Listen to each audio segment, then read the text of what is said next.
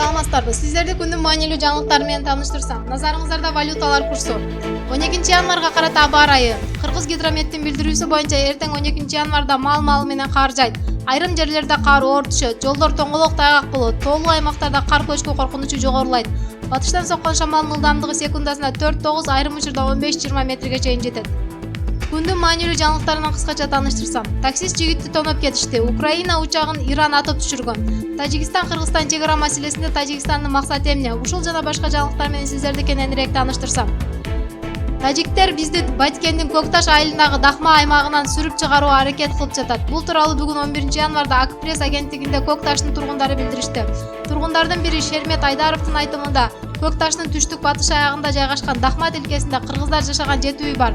3 күн мурун айылда кыргыздардын сарайын өрттөп салышты. Аялдар, балдар жана карылар 3 күндөн бери мектепте баш калкалап жатат, деди ал.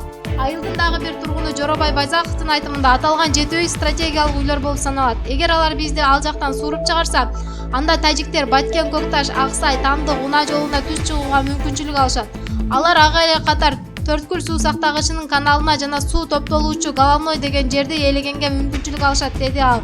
Маалымат булагы Турмуш Кейжи. Санкт-Петербургда Азербайжандын жарандары такси кызматында иштеген кыргызстандыкты тоноп кетишти. Бул тууралуу Moyka 78 порталы жазды. Маалыматка караганда, каракчылык окуясы 9 январда катталды. Шектүү делип 3 азербайжандык бир туугандар кармалды.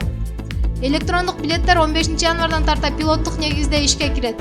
Бишкектин бардык коомдук унааларында Тулпар картасынын жардамы менен жол киренин акысын төлөөгө болот. Электрондук билет системасы 15 январдан тарта пилоттук негизде ишке кирет. Электрондук билеттерди кабыл алган 370ге жакын валидаторлор автобустар менен троллейбустарга толук орнотулду. Белгилей кетсек, электрондук билеттер 3 категорияда даярдалган. Алар пенсионерлер, мүмкүнчүлүгү чектелген адамдар үчүн артыкчылыктуу карта, окуучулар жана стандарттык карта. Картаны жоготуп алган учурда аны бөгөттөгөнгө болот. Картаны почта бөлүмдөрүнөн, уюлдук оператор кеңселеринен жана супермаркеттерден сатып алууга болот. Маалымат булагы Элгез Кейжи. Эгер сиздер дүйнөлүк жана Кыргызстанда болуп жаткан жаңылыктардан кабардар болуп турууну кааласаңыздар, анда биздин каналга жазылыңыз. Кийинки чыгарылыштан амандашканча баарыңыздардын үй бүлөңүздөргө тынчтык, аманчылык каалайм.